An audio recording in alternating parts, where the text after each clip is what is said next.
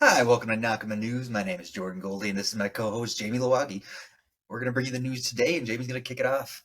Yeah, first off, incidence of diabetes is rising dramatically due to all cake diet. Find out tonight if this fad diet is right for you. It's not. In other news, a new study finds that living too close to world government buildings is detrimental to your health and is directly related to increased mortality. If this is you, please consider moving. Yeah, Seriously, please. Yeah, please. yeah. And friendly reminder, be on the lookout for stowaways. More common than you think. Yeah. Thanks, and this is Nakama News. The common news, you'll see friendship when you view the common news. Well, everyone lends a helping hand or two. I'm glad you could stick around for a minute now. You're always welcome at the common news. All right. So, Goldie, this week we got chapter 1086 titled The Yeah, Five we Elder do. Stars. This one was Spoilers pretty ahead. crazy, man. Spoilers ahead for those that haven't read it, but Goldie, these chapters, man, they're insane. Non-stop. There hasn't been a miss in months. This man don't miss. He good. He don't This miss. man don't miss. He's Um, insane. the cover page this week was just a fan request. Nothing crazy. Just Chopper and a kitty crossing a rainbow puddle. Okay, I don't know if that's like a Pride Month thing or just coincidence, but I didn't see any big foreshadowing things in there at all. Yeah, I didn't either. Um, All but right, we can jump into the chapter, huh? let's do it, man. All right, all right. So this chapter brings us right back to Mary Joie. We're right back at the Reverie, and we start out with Igaram, Chaka, and Pell looking for Vivi and Cobra. We just get a quick little picture of both of them, and they're all just saying one little quip about how they're looking for one of those characters. And then we immediately go away to stowaway slaves, and they're on various royal vessels hiding. So we have Wapple and Vivi. We see Sabo and Bonnie, and they're all on some kind of different ship trying to run away. And apparently, a bunch of slaves have also escaped there. Wapple and Vivi is who we focus on, and we have Wapple talking about They're talking to Big News Morgan. He's on Aegis Kingdom's ship, and he's telling Big News Morgan where he is. And then Big News Morgan is saying that they're going to come rescue him because he's He's got to get Wapple that scoop. He's got to get that scoop, man. yeah, he says, "Oh man, a king is being hunted by the government. This is a big scoop." Man, and then the funny part about that was immediately before that, Wapple was asked by Vivi what he saw, and Wapple's like, "You think I'd tell you?" No, he's promising to tell the news a scoop in exchange for a rescue. Well, it's kind of nice of Wapple to not just destroy Vivi's life right there. So I can't tell if he's being nice or just being a coward and not telling her, but I don't blame her. Now's not the time to maybe drop the news that your dad just got stabbed through the heart by a devil tail or something. So Yeah, yeah, it's hard to tell if Wapple just wouldn't tell Vivi because he's being nice, or if he just won't tell Vivi because he's afraid, or maybe he's a little both. I have no idea, but and it would honestly surprise me if he cared about Vivi's feelings. shout out the Dark Knight, man, because this way that Morgan's is picking him up reminds me of the Dark Knight when Batman has to get back into the plane without it landing, and he just like, psh. Oh Yeah, gosh. yeah. I feel like he's just doing a drive-by pickup, like an Uber. Like, I got you guys, I got you. He's just gonna like slowly float all the way to the point where his like ship is touching the water, and then he gets in and flies away again. Yeah, Now, yeah. why don't the Straw Hats have a flying ship yet? Like it can zoom away, but it can't fly. Bro, it's coming, man. This series is going to space. We are getting a flying ship at some point. Money is taking off, man. Space would be something else. Space would be something else, but that would be cool because we know who's in space. We gotta go see our boy Nanel up there. So yes, after Wapple may or may not have spared Vivi's feelings and secures himself a rescue plan, we go to Aegis Zero, and they're looking for Sabo and Vivi. So they're showing wanted posters, asking about them. We saw Bonnie and Sabo. They're on stowaway ships. Sabo is going to Lucia, and we hear that Bonnie was going to Tajin. I'm not sure if I'm saying that right, Yeah, um, I'm not sure. but I don't know that place. Do you, Jamie? Do you know what Tajin is? Have we ever heard that before? No, I don't think so. I looked it up. That one's a new one. Um, I Okay. think I think Tajin. There's knowledge of it. There's a queen. More. There's somebody there. Like at some point we have heard about it, but it's not. I don't think in the anime, or if it is, it's a blink and you miss it. Yeah, I've But definitely never heard of it either. But maybe we'll find. Maybe it'll come in relevant. Maybe it'll become relevant later. But maybe. Sabo is in rough shape, and like, you can clearly see he's been stabbed through the gut. He's bleeding from the eye, like that. Whatever hit him with that black arrow slash tail thing, that Yeah. did some damage. He looks like he looks like he's lost a lot of blood. He looks like Kinemon from Wano, like bad. He looks bad. Oh, Kinemon. Yeah, he does. I was almost thought he was gonna die, but then I remembered this is One Piece, and that's not gonna happen. We're good. We're good.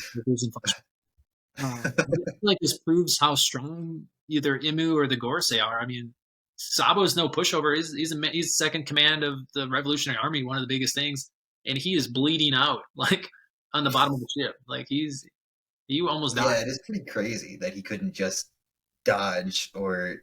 I mean, obviously, you'd think the best in the world are gonna have hockey, but wow, Yeah, they did kind of take him out pretty easily. yeah, yeah.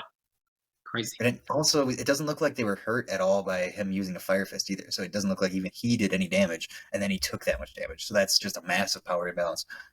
Oh yeah, good call, good call. Yeah, well, it doesn't help when Emu's up there munching on the fire, just like Yeah, yeah, I come forgot on, Emu bro. just eats flames.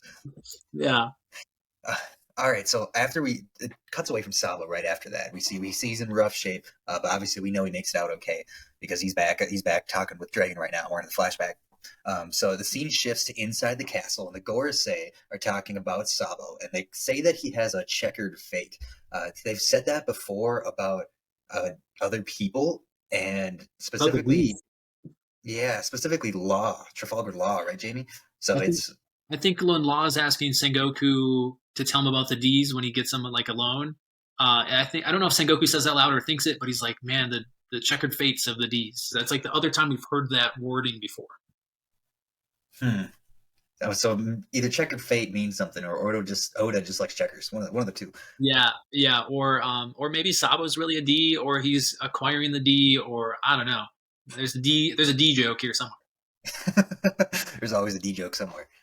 Jeez, you're sick. Keep going.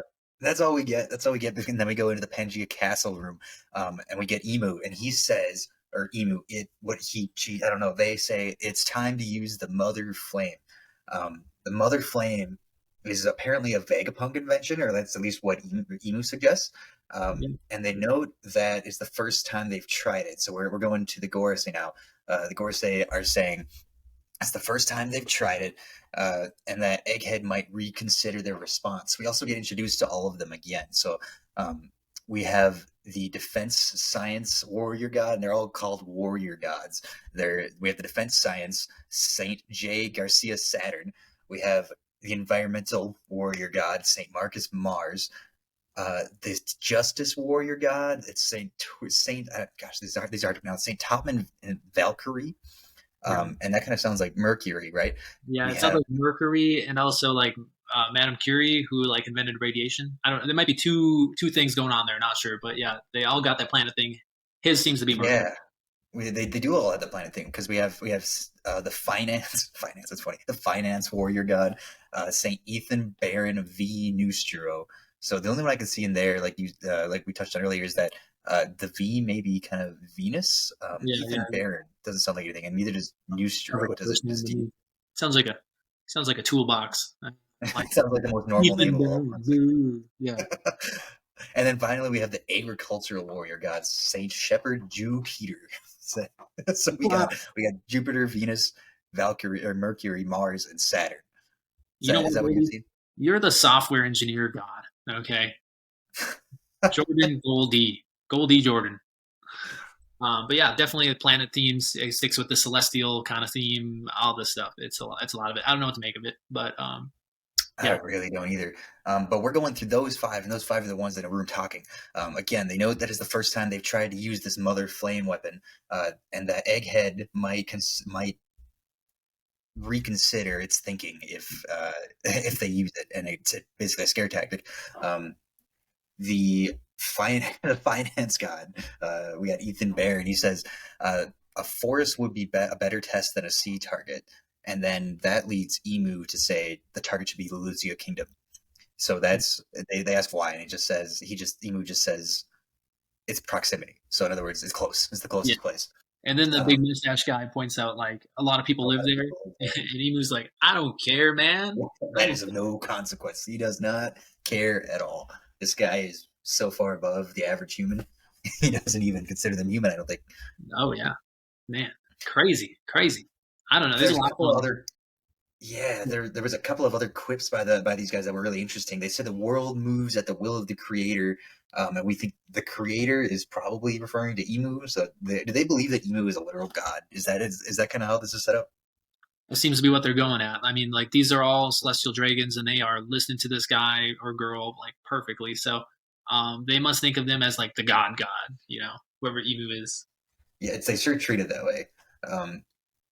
And yeah, that was what we had. But right at the very end, Emu says one more thing. He tells the Gorosei to retrieve Vivi. So that would kind of explain why she was captured in the last chapter, huh? Bro, she's just not that into you, man. Leave her alone. Leave her alone. Oh, that's never gonna happen.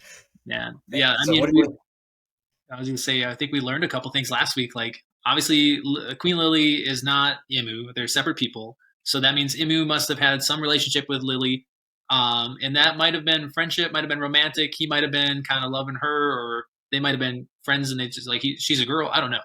But one thing is, like, he's obsessed with this family, like Nefertari. Like, he likes these women, or he or she. I don't know, but Vivi is, he's like, get me Vivi, come on. I think it's a pretty safe bet that Vivi is going to be like the spitting image of Lily in the future. Yeah, I can see that. I don't know if Emu hates Lily or loved her yet, but one of the two, possibly both. I'm gonna get just with the obsession with her. Let's do some trivia, man. Yeah, let's get into some trivia. You asked first this week. You want me to ask first? Okay.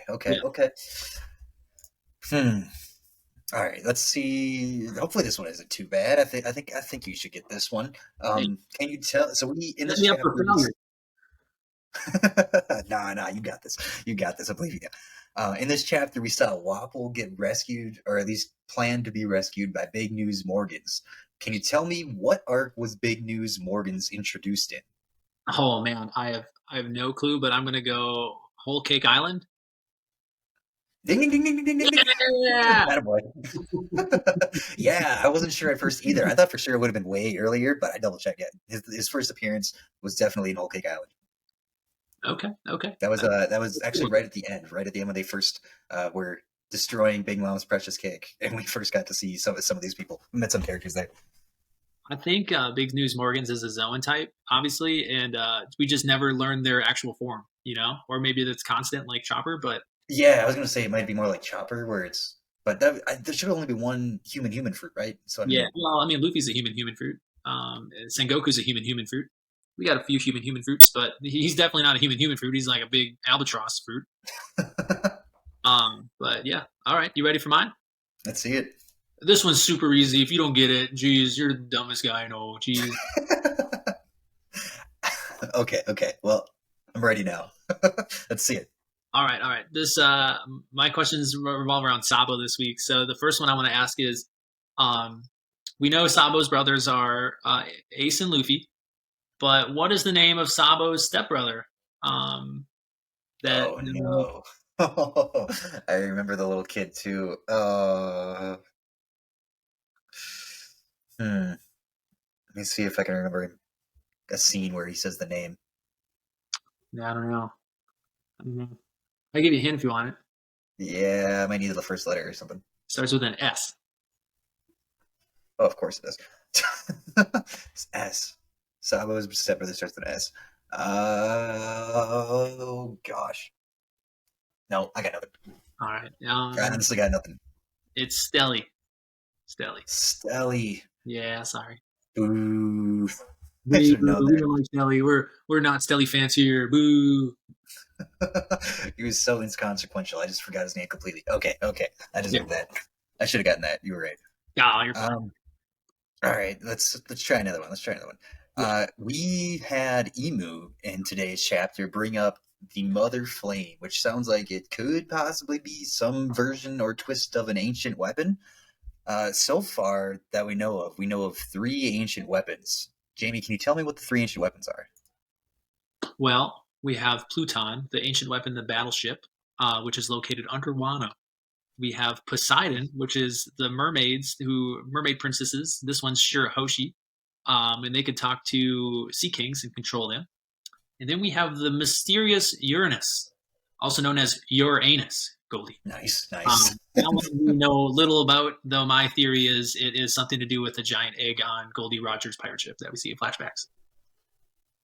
We'll have to note that theory. Ding, ding, ding, ding, ding, ding, ding, ding. That was awesome. Nice, dude. That was you gave me a whole textbook answer just immediately right out of your head. I do flashcards of One Piece every night, Goldie.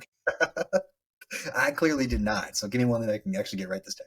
I hope to God you get this one. Otherwise, I do. I'm looking for a new co-host. Oh man, I didn't even read up on my flashcards. I'm getting fired. All right, so Sabo, back to Sabo. Extra points if you can be even super specific. But what is the kingdom that Sabo, Ace, and Luffy are from? What is that called? The kingdom that Sabo, Ace, and Luffy are from, like not the island. You can say the island. Yeah, I think it's the same thing. I don't know. Is it? I don't know. Say words. I'll tell you if it's right. Why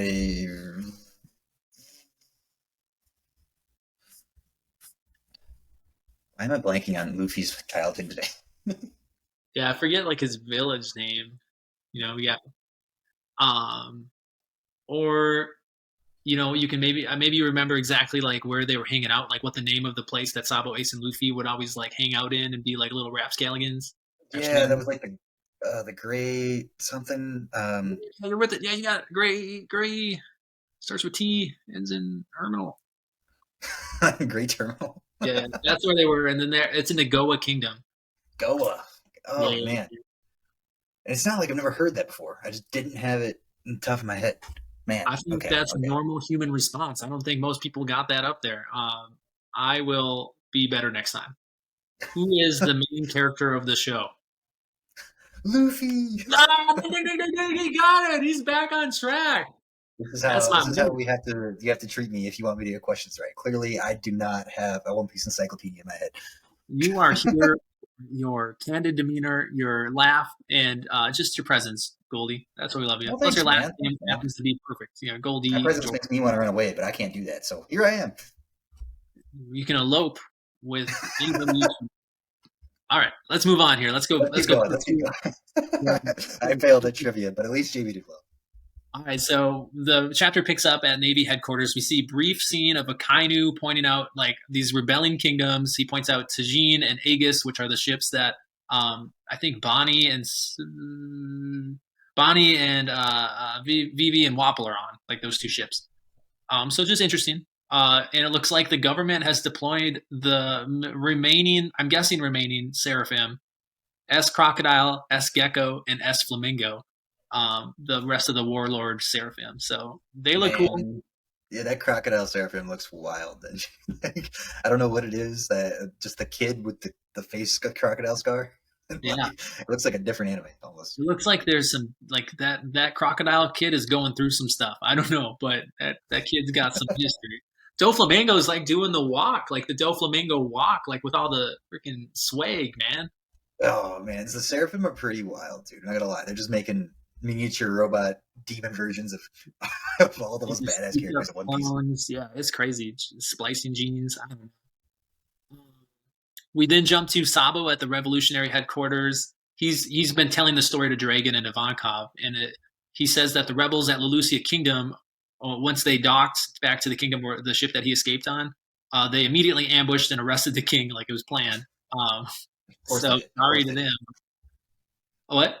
So that means that conversation happened a while ago, right? Because that means that they were planning. Emu chose Lucia Kingdom, and then he sent people over there to arrest the king, who they arrested after immediately after the Reverie. Emu doesn't send anyone. These are just the citizens of the nation arresting their own king because they don't like him.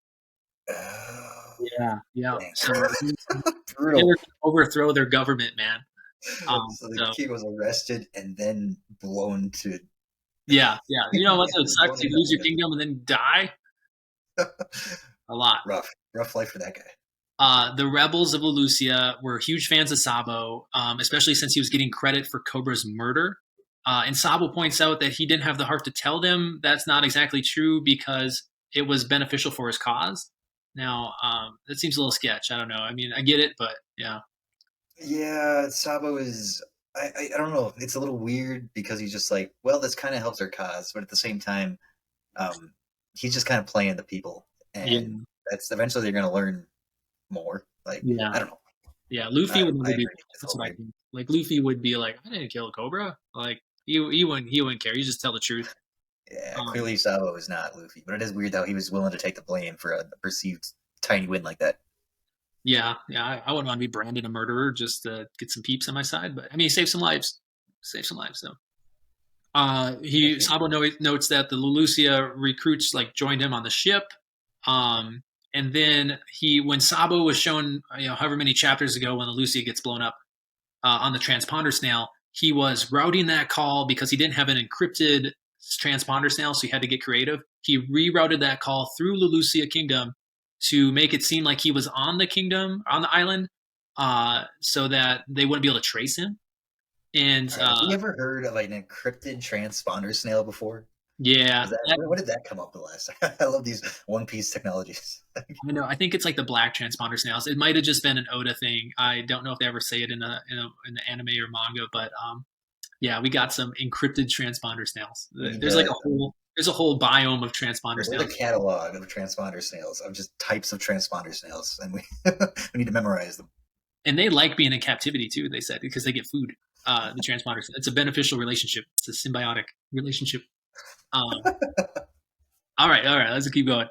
Yeah, So, because of this, like the emu and them, like they obviously think that they got Sabo, because he was on there. But also, like Sabo, what are you doing, man? Like, if it wasn't for emu just being like, let's test this weapon on a close island for the fun of it, uh, I he would have done it for sure if Sabo was found to be on that island. So Sabo kind of inadvertently would have caused a bunch of people to get killed.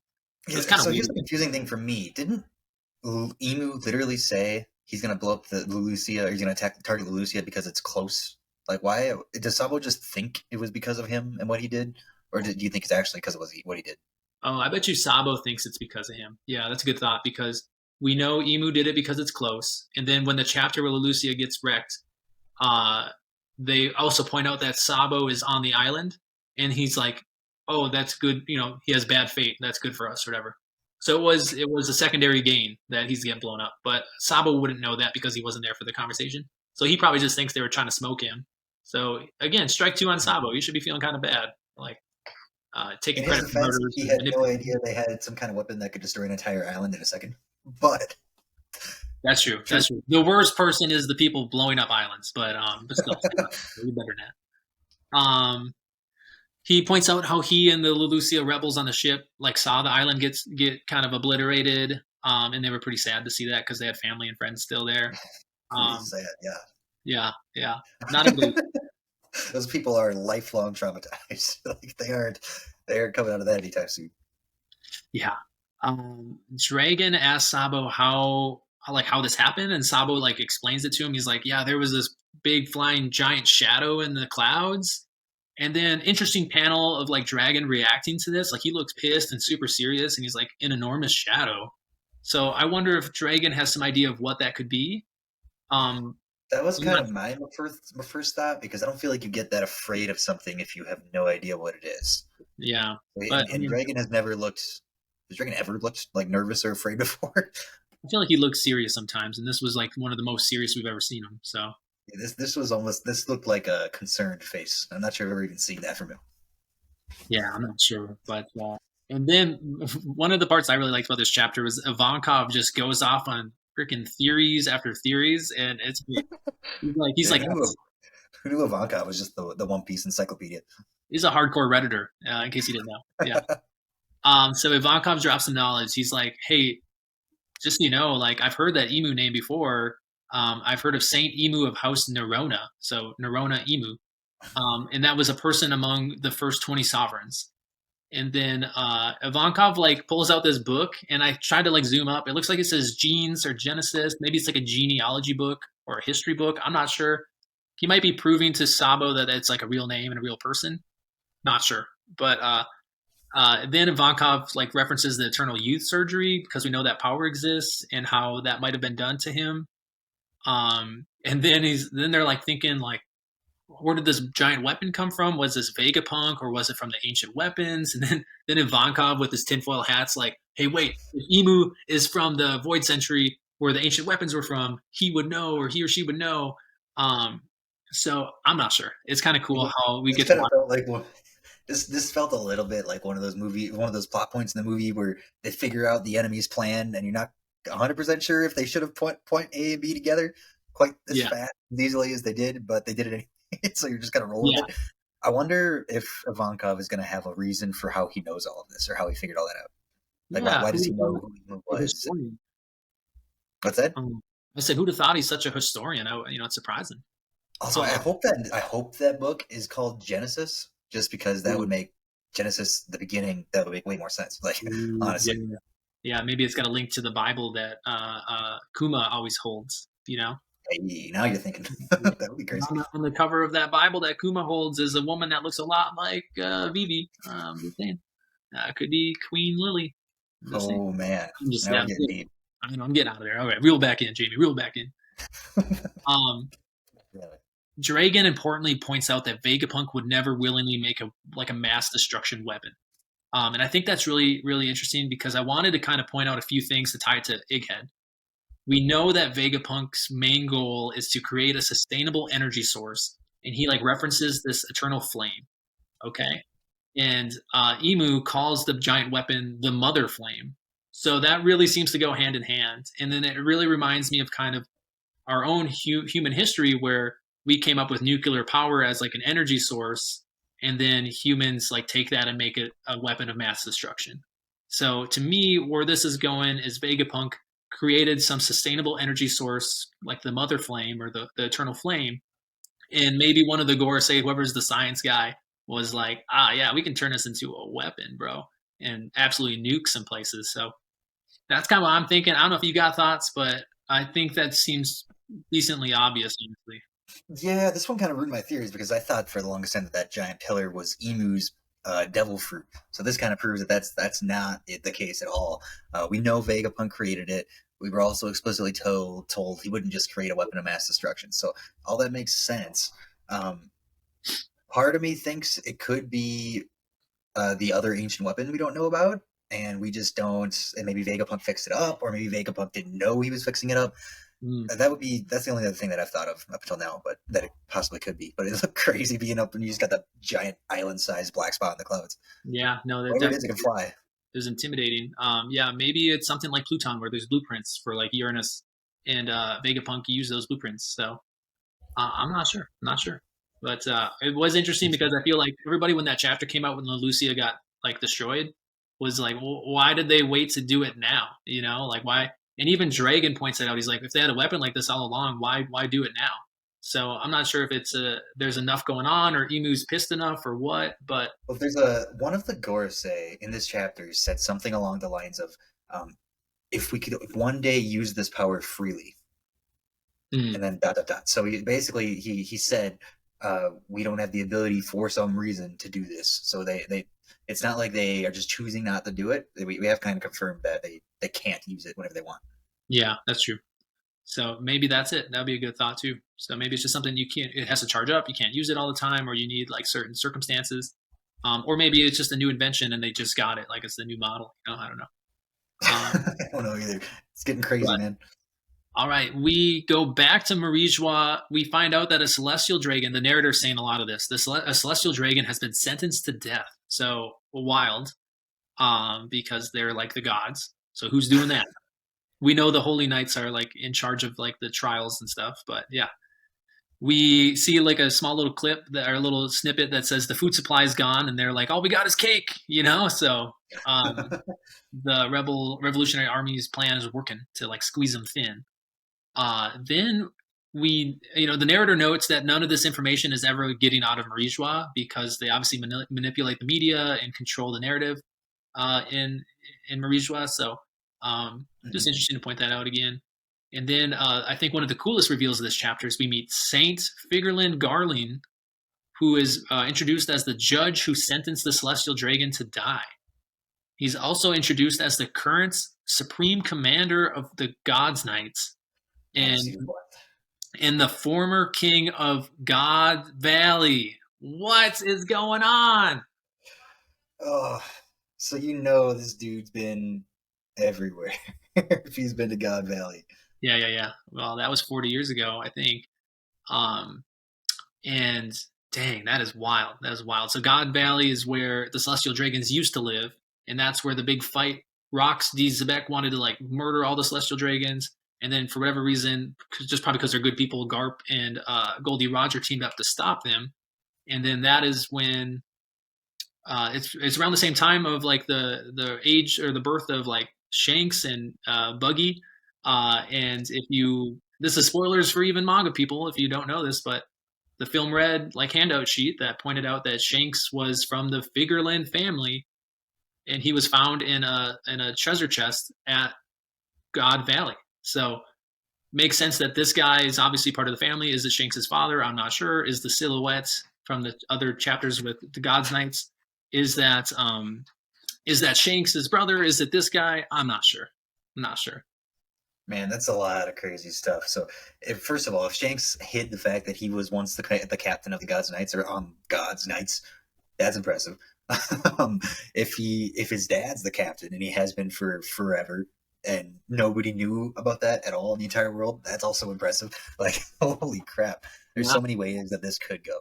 Yeah, I'm sure that's going to be Shanks' father and probably maybe his brother or twin is like in the God's Knights as well, because that silhouette looked too perfect. But yeah, crazy stuff. And yeah, the dude's got crazy hair. It looks like a movie. So in chapter 1086, we finally get a little bit of background on Shanks and his family. Like, and not even, right? Like they don't even say it in the chapter. We only know it from this specific release in Japan for a movie. So that's so crazy. The guy was in episode 1. Like, yeah, the show's wild, man. And then finishing up here, we see that the Celestial Dragon is our boy Saint Don Quixote Mosgard, and he's like being crucified on a government cross. Mosgard, no! I can't kill our boy. I just don't like that guy. Dang it. These Don Quixotes, man, they all get wrecked. One good Celestial Dragon, they immediately chop off his head, or at least want to. And then Saint Garland says some cold stuff. He's like, anyone who protects scum is lower than the scum they protect. So that's some Celestial Dragon shit right there. Yeah, that sounds. That one sounds tough. I feel like we've heard that before in a few different ways from this show. Yeah, and that's the end of the chapter. And it says 4-week break. Oda's having eye surgery. He's gonna shoot laser beams. So we're gonna have a lot of time here to make some fun videos, Goldie. Yeah, we are. We are definitely gonna have to make some videos, especially on this after this Reverie arc. This was super fun. Yeah. But before we stop, where do we go next when Oda comes back with brand new eyes? Do we just go back to Egghead? I want to say we're done now with this stuff being told. I can't think of anything. I think we're done with the Reverie. I agree. Yeah, so I think you will maybe get updates on the fights going on. Like maybe we'll see, Garp and Akiji. Maybe we'll see Egghead. I'm excited for Luffy versus Saint, Garcia or Saturn. That'll be crazy. But yeah, I have no clue. It's every week has been elite. It's been good stuff. What do you think? Man, I think we go back to Egghead. I really do. The only other thing that would happen is they follow up with Someone Dragon. I could see them doing that, at least for part of the chapter, and kind of going into maybe where he got back, or going into Bonnie and how she got there, something along those lines. But going back to Egghead seems like it's going to happen pretty soon. And I could see them getting just a small little tidbit of like what Dragon's plan is. Like, we're gonna go do, he's gonna announce something soon. Like, he's got to be doing something. And this all happened before the conversation with one of the Vegapunks. You remember, like at the beginning of Egghead, the Shaka Vegapunk is talking to Dragon on the phone, and Shaka's like, "My time's So maybe Draken calls him and he's like, "Did you make this weapon, bro? You good?" I'm not sure, but we're getting really close to completing that time loop, you know. So I'm wondering if we'll see the start of that conversation and what they were talking about, or you know, if Draken will just say what he's doing next.